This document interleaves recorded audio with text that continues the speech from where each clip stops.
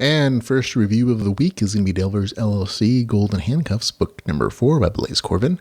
This is 314 pages of goodness, $5.98, and it's available on Kindle Unlimited. It's a little above like the average price point, but it's on Kindle Unlimited, so there you go. Here is the author's description.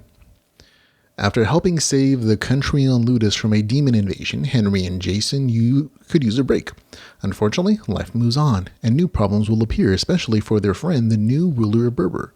Being orb-Bonded adventurers wielding powerful magic means they have the responsibility to do what others cannot.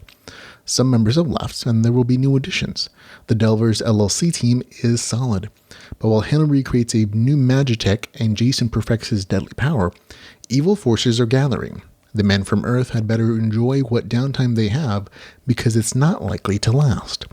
Even on Ludus and out among the rest of the universe are spiraling towards something terrible. Henry Sato, Jason Booth, and Nora Hazard might find themselves being drawn towards the center of the conflict, or knowing their luck, fall right into it. So there you go. Nice description, and it's fairly accurate. Describes essentially the theme of this transition novel. And that's a term that author he was talking and when he was messaging me about this. This is a good actionish transition to a new big arc for this series. And once I finish this novel, I could absolutely see what he's talking about. That it's not really a standalone. It doesn't really connect. It connects directly to the last book in the series, book 3 in the series, and it leads into book 5. And so it's like this little piece of story that's connecting those two arcs and getting the characters where they need to be, so that the plot develops enough so that this new arc that's coming out is able to come to its fruition without having to necessarily do a bunch of setup in the beginning of book 5. So it's essentially a transition novel, which is exactly what the author said it was going to be. Now, that doesn't mean that it's boring. That doesn't mean that there isn't character development or power development. To the contrary, all that exists, and a surprising amount of action. That kind of the thing I was worried about when the author told me, oh, this is kind of a transition novel. You're probably going to like the crafting.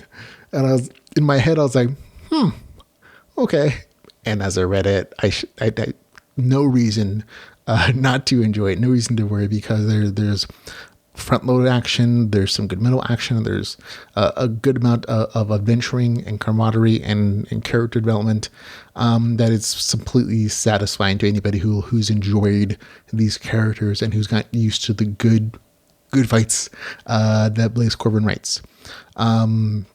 The story itself is, again, it's transitionary in that it's reminding you in the first 20% mostly about who all these characters are, who everybody is, what happened in the last book, the events there, and the things that are happening had happened rather between the end of book 3 and the beginning of book 4, which is like a month time frame in the story timeline. And it was just like a really good, naturally paced catch up, but at the same time, again, it's laying new problems and explaining why the cast is expanding and meshes in those characters. This is definitely the book where Nora Hazard is very fully ingrained into this book as like a full-fledged member of the Delver LLC's crew, and she starts to develop relationships with those characters. And so it's a really a wonderful you've seen that, a wonderful fruition of those two storylines and those two story worlds between Nora Hazard's and the Delvers universe, kind of combining and fully meshing with each other in a very nice way.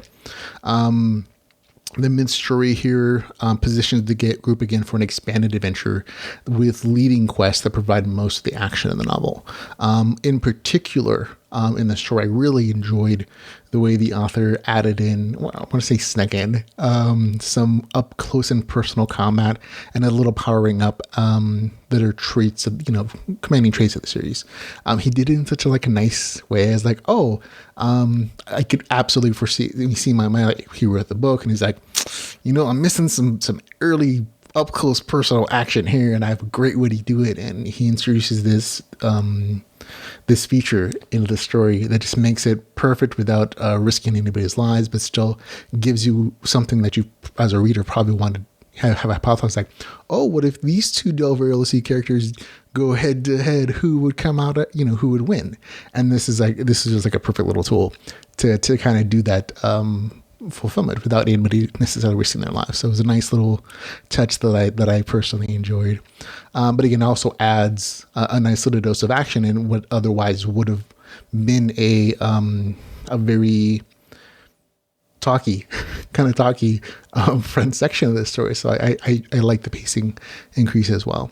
And the book, this book definitely teases a lot of like interesting story plot lines that are developed that the author obviously had in mind for the entire series that are going to be fleshed out in the next couple books. And they're all just fun things that look super interesting and cool. So overall, like I said, this is a good job transitioning the stories between these two like major arc series.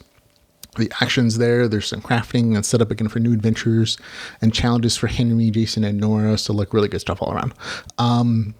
Delvers LLC, Golden Handcuffs, book number 4 gets a score 7.6 out of 10 for me. I had a good time with it, and I think you will too.